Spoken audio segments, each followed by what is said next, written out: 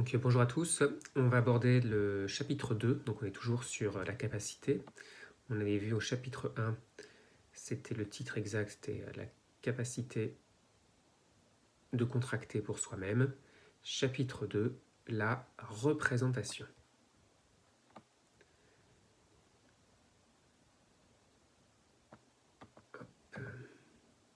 Grand 1, définition. La représentation est un mécanisme qui permet à quelqu'un de conclure un contrat, non pas pour lui-même, mais pour le compte de quelqu'un d'autre. Le représentant contracte pour le compte du représenté. La représentation a pour fonction de rendre présent le représenté. Donc vous avez compris, si par exemple vous représentez un de vos amis pour conclure un contrat, eh bien c'est vous qui menez la négociation peut-être, c'est vous qui signez, mais au final vous le faites pour votre ami, qui est bien celui qui conclura le contrat. Grand 2. Les conditions de la représentation.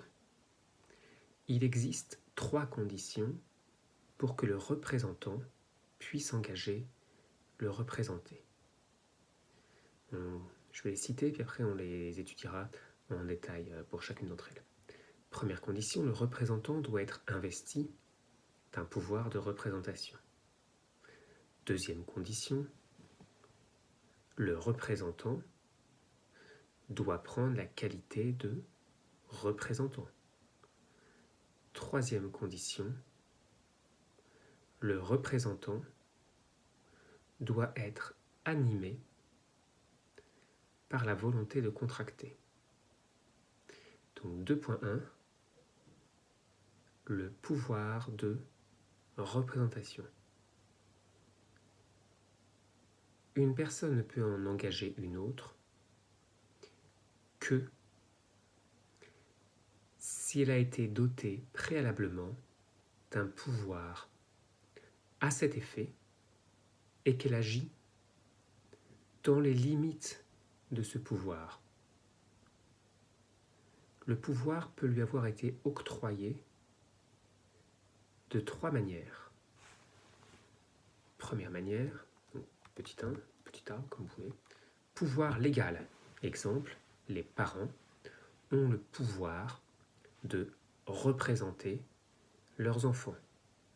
Exemple, les dirigeants ont le pouvoir de représenter leur société.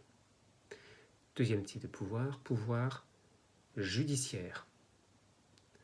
Dans certains cas, un jugement peut investir une personne de la mission d'en représenter une autre.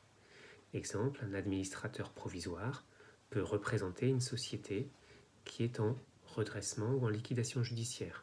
Et c'est un tribunal qui va désigner une personne en qualité d'administrateur provisoire. Troisième type de pouvoir, le pouvoir conventionnel. Il s'agit généralement d'une procuration confiée à un représentant. Cette procuration s'analyse comme étant un contrat de mandat par lequel le mandant donne pouvoir à un mandataire de le représenter. Par exemple, si vous vendez votre appartement, vous allez donner un mandat à un agent immobilier, c'est donc lui le mandant, et vous êtes le mandant évidemment, excusez-moi, je dis une bêtise. Si vous donnez un mandat à une agence immobilière pour vendre un appartement, vous êtes le mandant et l'agent immobilier est votre mandataire. Il vous représente en sa qualité de mandataire. C'est lui qui fera visiter votre appartement. Donc le mandat est régi par les articles 1984 et suivants du Code civil. Attention, le contrat de mandant est soumis aux mêmes conditions de forme et de preuve que l'acte à conclure. Par exemple, s'il s'agit de passer un acte notarié comme une donation, la procuration doit elle-même être notariée. Donc voilà pour les 3 manières de donner à quelqu'un un pouvoir de vous représenter. Le représentant ne peut agir que dans les limites des pouvoirs qu'il tient de la loi, du juge ou de la convention. Si vous donnez à quelqu'un mandat pour faire visiter votre appartement que vous mettez en vente, il ne peut pas faire visiter votre maison secondaire ou votre appartement je ne sais où, si vous avez la chance d'avoir plusieurs biens immobiliers. 2.2. La qualité de représentant. Le représentant doit avertir le co-contractant qu'il agit en qualité de représentant et non pas en son nom propre. Donc si vous concluez, si par exemple un agent immobilier a pour mission de faire visiter votre appartement, quand des gens visitent l'appartement, il doit bien dire « je suis agent immobilier ». Il ne va pas leur dire « c'est mon bien à moi ». 2.3. La volonté de contracter. Le contrat ne peut être valablement conclu que si, premier tiret, la volonté du représentant existe et est exempte de vice du consentement. Donc quand vous avez conclu un contrat avec l'agent immobilier pour qu'il mette en vente votre appartement, vous devez avoir conclu un contrat valable avec lui. Il ne doit pas vous l'avoir extorqué par violence. Si vous met un revolver sur la tempe et vous dit vous concluez un contrat pour m'autoriser à vendre votre maison, c'est pas valable. Et deuxième condition, le représenté doit avoir la capacité de conclure le contrat. Grand 3. Les effets de la représentation. 3.1. Principe. Le propre de la représentation est que le contrat est réputé, conclu directement entre le tiers contractant et le représenté. Donc si votre agent immobilier conclut par exemple pour vous un contrat de bail de location, eh bien la personne qui va louer votre appartement on va considérer qu'elle a conclu directement un contrat avec vous. C'est vous qui vous êtes engagé en tant que bailleur à lui louer un appartement. Ce n'est pas l'agent immobilier. L'agent immobilier, une fois qu'il a touché sa com et qu'il a signé pour vous le contrat de bail de location, il n'était pas propriétaire du bien, ce n'est pas lui qui va toucher le loyer, ce n'est pas lui qui va assumer ses obligations en tant que bailleur. Autrement dit, premier tiré, c'est dans la personne du représenté que s'apprécie la capacité de conclure un tel acte. Donc c'est dans la personne du représenté que s'apprécie la capacité de conclure un tel acte. Si par exemple vous avez 5 ans et que vous donnez un contrat à un agent immobilier en charge de conclure un bail pour vous, il va falloir vérifier quand même que vous ayez l'accord de vos parents avant de mettre en bail un appartement qui vous appartient. Évidemment, ce n'est pas le cas. À 5 ans, on n'est pas majeur. Deuxième condition, c'est le représenté qui devient débiteur ou créancier en vertu du contrat. Le mandataire n'est pas tenu personnellement par le contrat. Si vous avez mis en location votre appartement, vous avez plus de 18 ans, c'est votre appartement, il n'y a pas de problème, vous devez apporter un logement paisible, une jouissance paisible et tranquille de l'appartement à la personne qui loue votre appartement. Si celui-ci, quand il arrive, il découvre qu'il y a des squatteurs qui sont présents dans l'appartement, il ne va pas se retourner contre l'agent immobilier, sauf si celui-ci le savait, il lui avait caché l'information, mais bon, c'est un autre sujet. Donc en principe, il ne va pas se tourner vers l'agent immobilier, il va se tourner vers vous en disant écoutez, vous me demandez de payer un loyer, mais moi, je n'ai pas accès à l'appartement.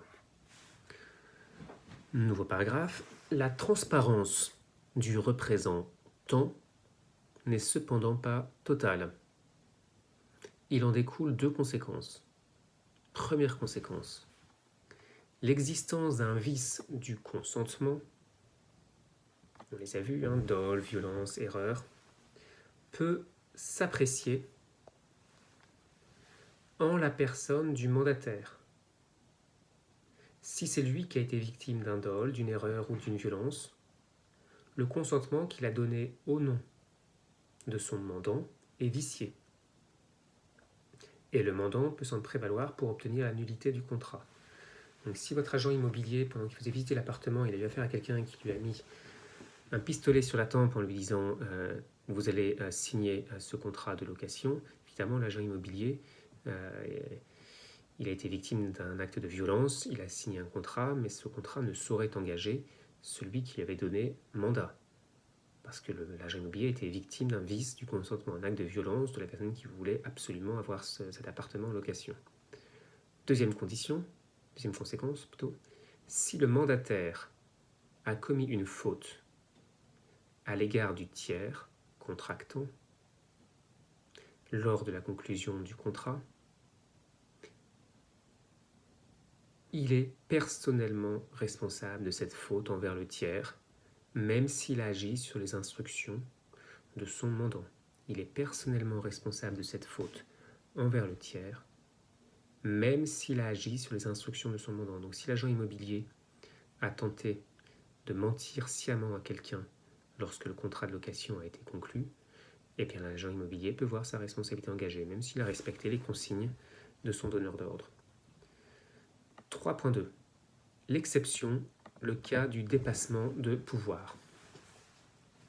Exception, le cas du dépassement de pouvoir. Le représentant ne peut agir que dans la limite du pouvoir qui lui a été donné, tel qu'il est défini par la loi, le jugement ou le contrat de mandat. S'il agit au-delà, il agit alors sans pouvoir. Il n'engage pas le représenté. L'acte accompli par un représentant sans pouvoir ou au-delà de ses pouvoirs est inopposable au représenté, sauf si le tiers a légitimement cru en la réalité des pouvoirs du représentant.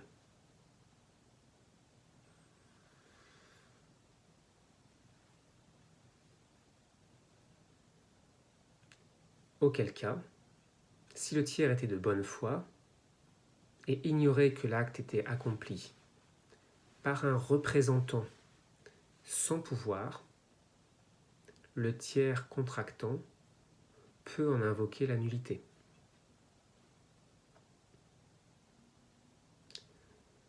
Nouveau paragraphe. Lorsque le représentant détourne ses pouvoirs au détriment du représenté et que le tiers avait connaissance du détournement ou ne pouvait l'ignorer, le représenté peut solliciter la nullité de l'acte. Cependant, le mandant peut régulariser ultérieurement cette situation. S'il approuve le contrat passé hors limite, il y a alors ratification de l'acte conclu. Cette ratification peut être expresse ou tacite. Donc vous avez bien compris, là vous avez par exemple, je garde l'exemple de l'agent immobilier, mais ça pourrait être un autre cas de mandat, un agent immobilier qui conclut un bail sur un bien sur lequel il n'avait aucun pouvoir. Il avait pouvoir pour louer un appartement de 3 pièces, mais pas pour louer le petit studio à côté qui vous appartenait aussi. Et puis finalement, il l'a mis en location aussi, il vous a trouvé un locataire et il signe un contrat. Logiquement, il a dépassé ses pouvoirs. Il était compétent pour les 3 pièces, pas pour le studio. Si néanmoins, vous acceptez de ratifier l'acte, dans ces cas-là, eh bien écoutez, tant mieux pour tout le monde, le contrat est régularisé. Donc cette ratification peut être expresse ou tacite. Donc express, c'est-à-dire que vous écrivez expressément « je suis d'accord avec ce contrat » et tacite, finalement vous avez accepté de recevoir les loyers, d'exécuter le contrat et ainsi de suite, donc tout va bien. La ratification est rétroactive. L'acte est censé avoir été, dès l'origine, conclut valablement pour le représenter, et c'est lui qui se retrouve seul, obligé. Donc si vous avez ratifié le contrat de bail par lequel votre agent immobilier a donné en location un studio alors que vous ne lui avez pas demandé de faire ça, et bien dans ces cas-là, on va dire que ce contrat était valable dès l'origine. Donc voilà pour la représentation. Je vous envoie une autre vidéo pour la suite du cours.